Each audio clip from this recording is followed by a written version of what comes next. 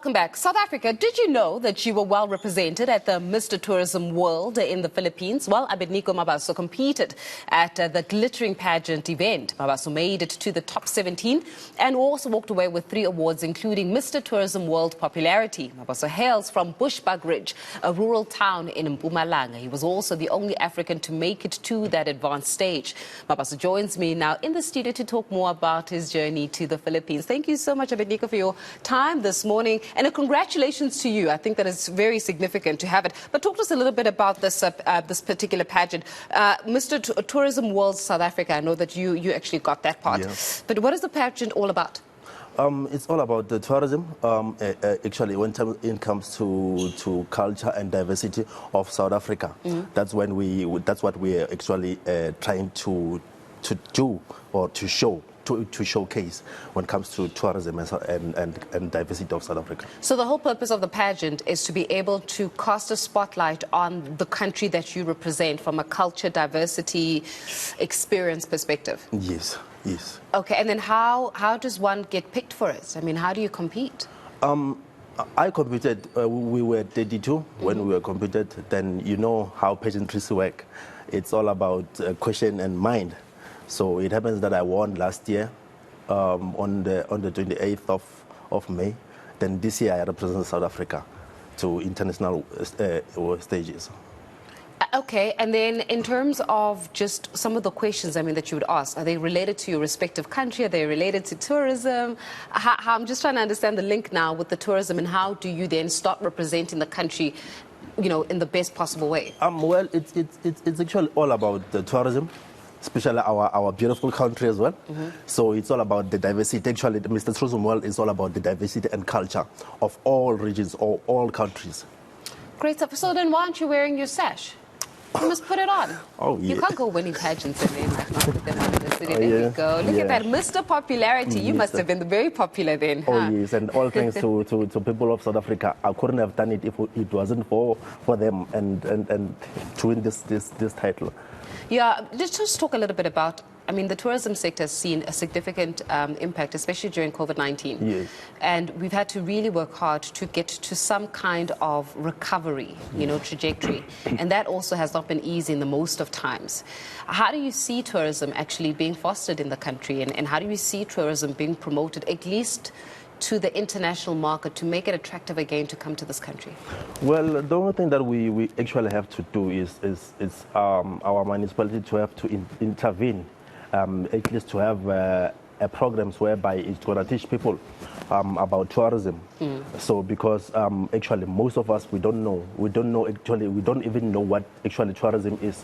If only then we could start whereby we have programs where we're going to be teaching young boys, actually people from South Africa, about tourism. That's when we're going to see more changes when it comes to tourism in South Africa.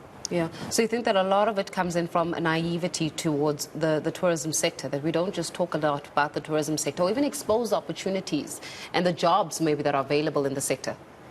Well, it's about time to change. Actually, if only then we could see, I have seen a lot of changes when it comes to tourism in South Africa.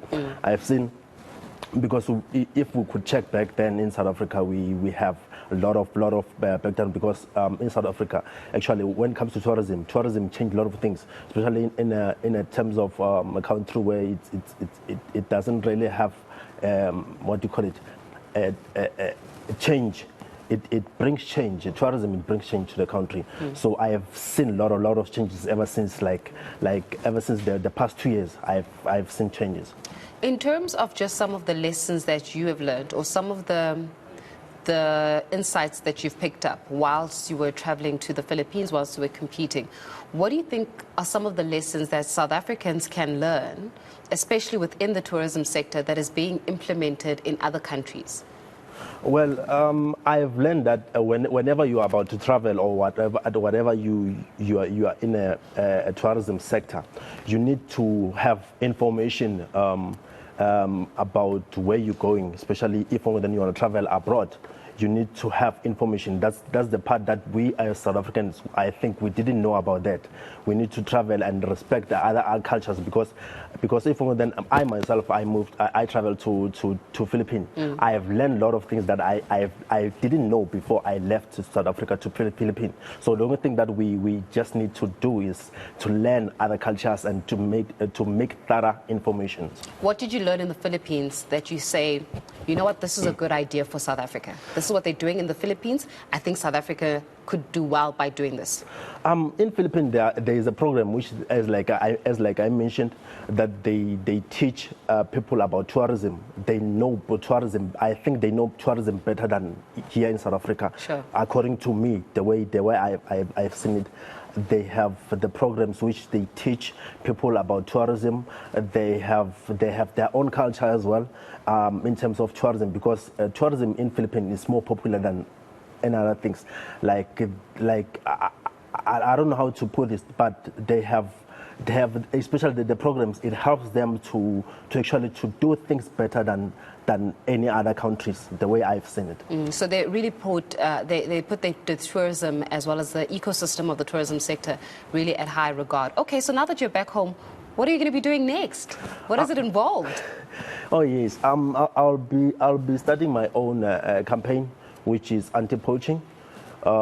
Teaching young boys, especially about poaching, especially around South Africa, because I have followers which I think they need help. I'm gonna apply the skills that I've learned while I'm away to here in South Africa. Hence, like you mentioned, what did I learn from that side of Philippines? So I'm gonna apply this, especially in this one that I'm gonna start now, the anti-poaching campaign.